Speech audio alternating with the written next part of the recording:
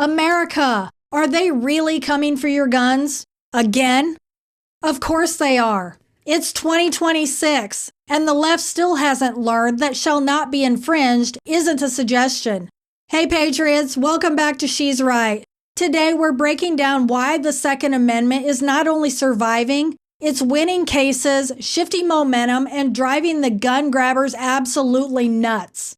So grab your coffee, maybe pat down your concealed carry real quick, and let's dive in. Let's start with the headline that's got every blue check activist clutching their pearls.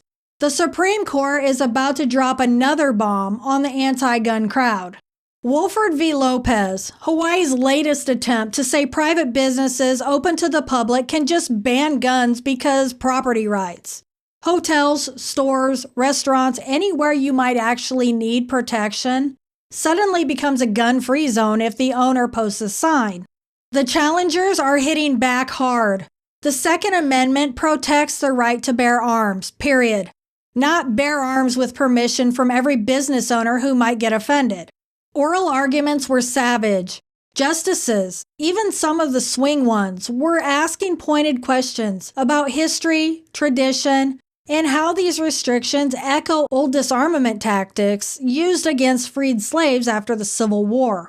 If SCOTUS strikes this down, and every indication says it will, it's game over for a huge chunk of the sensitive places excuses that the left loves so frickin' much. But Hawaii didn't invent this nonsense. They've been at it for years, yes, with their endless list of sensitive places where guns are supposedly too dangerous. Parking lots at night? Sensitive. Hotel lobbies? Sensitive. Grocery store aisles? Sensitive. Because clearly the safest place to be is completely defenseless when you're buying diapers at 9 p.m. The Supreme Court heard that case too, and the courtroom was brutal. They dragged out post-Civil War history where governments used sensitive places as code to keep certain people from defending themselves. The left tried to pivot. This is about private property, not the Second Amendment. Sweetie, when your private property is open to the public, the Constitution still applies. If this gets overturned, watch the panic in Sacramento, Albany, Springfield. Every state with those ridiculous mile-long prohibited places lists is going to have to rewrite everything overnight. And you know what? Good. Your right to self-defense doesn't vanish because a corporate policy says no firearms allowed. Now swing over to Virginia, because these Democrats are like that one relative who keeps showing up uninvited with the same bad ideas. After Youngkin vetoed their wish list last time, they're back in the 2026 session with assault weapons bans, targeting the single most popular rifle for home defense and sport shooting, expanded red flag laws with even weaker safeguards, more restrictions tied to domestic violence convictions, which sounds fine until you see how they open the door wider, and an excise tax on guns and ammo to bankroll their gun violence prevention programs. Because nothing prevents violence like jacking up the price of self-defense for moms like me. Lobby Day brought thousands of pro-2A folks to the Capitol pushing back hard, but the activists are calling it a seismic shift. Translation? A handful of loud voices got elected. So now they think the whole state wants to hear their control agenda. Newsflash, most Virginians still read the Constitution the old-fashioned way, the way it was meant to be read. You know the line that makes my eye twitch every time? Nobody's coming for your guns. Really? Then explain the nonstop obsession with banning the rifles millions of us own legally. Explain taxing ammunition like it's caviar. Explain the ghost gun panic when crime guns are overwhelmingly stolen or straw purchased, not homemade in basements. It's the frog in boiling water strategy, folks. Start small with universal background checks. Slide into registries, then red flags, then bans, then confiscation.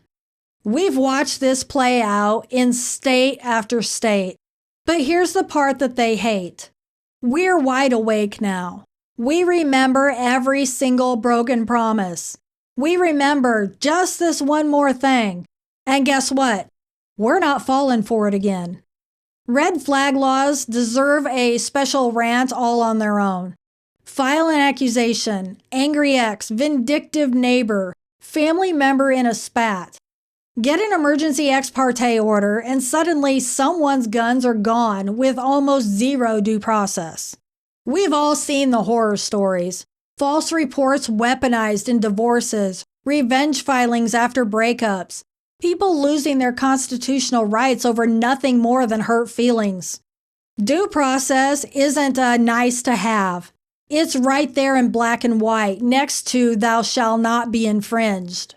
But the left wants us to trust the same government that couldn't stop fentanyl from flooding schools or keep kids safe in classrooms to decide who gets to protect their family. Hard pass. No way. And ghost guns? Another classic scare word. Untraceable, they scream. Except crime stats show most guns used in violent crimes come from theft, straw purchases, or black market channels, not 3D printers in the basement. But ghost guns sound scary on cable news, so they ban kits, demand serialization, regulate hobbyists while violent offenders get catch and release treatments. It's all theater, folks. Real crime solutions would mean enforcing existing laws, securing borders, fixing bail reform. Instead, we get more paperwork for the law-abiding citizens of the country. Make that make sense. Please. I'll wait. Let me get real with you for a minute. I'm not some DC lobbyist or coastal commentator. I'm a mom in a small town. I make meal plans, worry about my kids' futures, shuttle them to activities, and yes, I carry concealed everywhere I go, every single day. Not because I'm paranoid, because life is unpredictable. When my husband's gone for work, it's me and my kid. Police response isn't instant. And sometimes the dogs are napping. The left's advice? Run, hide, fight, unarmed. No thank you. In constitutional carry states like mine, good people stop threats quietly every week. No headlines, no drama, just responsible citizens exercising their rights. Compare that to cities with the strictest laws. Chicago, Baltimore, Philly. Record violence year after year. Funny how common sense only disarms the people who actually follow the rules.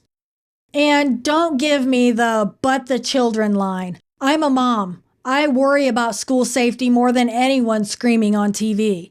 But stripping rights from teachers, parents, and good guys isn't protection.